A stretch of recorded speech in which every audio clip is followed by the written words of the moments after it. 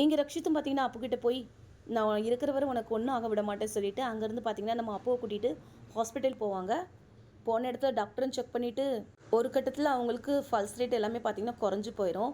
இதனால் பயந்து போய் நம்ம ரக்ஷித்தும் ரூம்குள்ளே வரையும் டாக்டரும் பார்த்தீங்கன்னா நீங்களாம் இதுக்குள்ளே வரக்கூடாதுன்னு சொல்லுவாங்க. ஆனால் நம்ம ரக்ஷித்தும் பார்த்தீங்கன்னா நான் சொன்னால் கண்டிப்பாக அவள் கேட்பா புரிஞ்சுக்கோ அப்படின்னு சொல்லிட்டு இதுவும் பார்த்தீங்கன்னா பேசிக்கிட்டு அழ ஆரம்பித்ததுமே அப்புக்கும் பார்த்தீங்கன்னா போன உசுரே திரும்ப வந்துடும். அதை பார்த்ததுமே நம்ம ரக்ஷித்தும் பார்த்தீங்கன்னா ரொம்பவே சந்தோஷப்பட்டு வெளியே நின்றுட்டுருக்கையும் நர்ஸும் பார்த்தீங்கன்னா அவங்க கையில் அடிபட்டுறதுக்காக ட்ரெஸ்ஸிங் பண்ண கூட்டிகிட்டு போன இடத்துல அங்கே வேலை பார்க்குற ஸ்டாஃபும் அப்போட ஹஸ்பண்ட் கிட்ட கையெழுத்து வாங்கணும்னு சொல்லிட்டு நம்ம ரக்ஷித்துக்கிட்ட பார்த்தீங்கன்னா ஃபார்ம் எடுத்துகிட்டு வருவாங்க. ரக்ஷித்தும் பார்த்தீங்கன்னா இங்கே ட்ரெஸ்ஸிங் நடந்துகிட்டு இருக்கிறதுனால அது என்ன ஃபார்ம் என்ன ஏதுன்னு பார்க்காமலே பார்த்தீங்கன்னா ஹஸ்பண்டுங்கிற இடத்துல அவங்க சைனை போட்டு விட்டுருவாங்க. அதே நேரம் இங்கே நம்ம லலித்தும் பார்த்தீங்கன்னா அப்போன்னுட்டு ஹாஸ்பிட்டலுக்கு வரையும் லலித் குரலை கேட்டு தான் நம்ம ரக்ஷித்தும் பார்த்தீங்கன்னா கோவப்பட்டு லலித்தை அடிச்சிருவாங்க. அந்த இடத்துல அப்போட அம்மாவும் வந்துட்டு எதுக்காக என் மருமகனை அடிக்கிறீங்க, அது பொண்ணை காப்பாற்றினதுக்காக நன்றி, அதுக்காக என் மரும மேலாம் கையை வைக்கக்கூடாது, என் பொண்ணை பார்த்துக்கிறதுக்கு நாங்கள் இருக்கோம், என் குடும்பம் இருக்குது, கூடவே புருஷனும் இருக்கான், அதனால் போங்கன்னு சொல்லுவாங்க.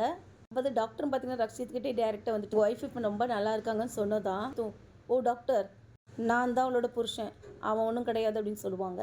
அதே மாதிரி அவங்க அம்மாவும் ஃபஸ்ட் நீங்கள் அப்போ விட்டு தூரமாக போங்கன்னு சொல்லுவாங்க. பார்த்தீங்கன்னா டிஸ்சார்ஜ் பண்ணிவிட்டு நம்ம அப்போ கூட்டிகிட்டு போகும்போது ரக்ஷித் காரில் தூங்கிட்டு இருக்கிறது அப்போட அம்மாவும் பார்த்துட்டு உங்களை அப்போவே போக சொன்னேன், எந்த உரிமையில் நீங்கள் அவளுக்காக இங்கே காத்திருக்கீங்க அப்படி இப்படின்னு பேசினது மட்டும் இல்லாமல் பார்த்தீங்கன்னா கோபமாக திமிராக பேசுவாங்க. இப்படி இவங்க பேசுகிறத பார்த்தா எனக்கே கோபம் வருது அவங்க மேலே. அதே மாதிரி எங்கள் அப்போ ஆஃபீஸ்க்கு போயே ஆகணும் அப்படின்னு சொல்லிட்டு கிளம்பியும் உங்கள் அம்மா எப்படியும் ரக்ஷித் வந்து எல்லாருக்கிட்டும் உனக்கு கல்யாணம் ஆகிட்டு அது இதுன்னு சொல்லி வச்சுருப்பாங்க அப்படி இப்படின்னு சொல்ல அதெல்லாம் சொல்லியிருக்க மாட்டாருமா, ரக்ஷித்தை பற்றி எனக்கு தெரியும்னு சொல்லுவாங்க. ஆனால் ஆஃபீஸ்க்கு வந்த இடத்துல எல்லாருமே குசு குசுன்னு பேச ஆரம்பிச்சதும் உடனே நம்ம அப்பவும் பார்த்தீங்கன்னா தப்பாக புரிஞ்சு கல்யாணம் ஆன விஷயத்த எல்லாருக்கிட்டையும் சொல்லிட்டாங்களான்னு சொல்லிட்டு நம்ம ரக்ஷித்துக்கிட்ட கோவப்பட்டு பேச போகையும் ரக்ஷித்தும் பார்த்தீங்கன்னா நம்ம அப்போவை வெளியே கூட்டிகிட்டு வந்து சர்ப்ரைஸாக கேக்லாம் வெட்டி செலிப்ரேஷன் பண்ணுவாங்க. இதை தப்பாக புரிஞ்சுக்குவாங்க.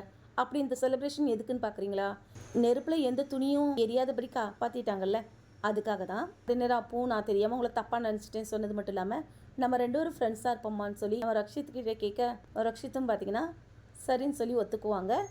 அதே நேரம் இங்கே ஏரியாவுக்கு யாருடா புதுசாக வந்திருக்காங்கன்னு பார்த்தா நம்ம லலித்தும் அவங்க அம்மாவும் பார்த்தீங்கன்னா வீடு ஷிஃப்ட் ஆகி நம்ம அப்போ இருக்க வீட்டு பக்கமே வந்துடுவாங்கங்க.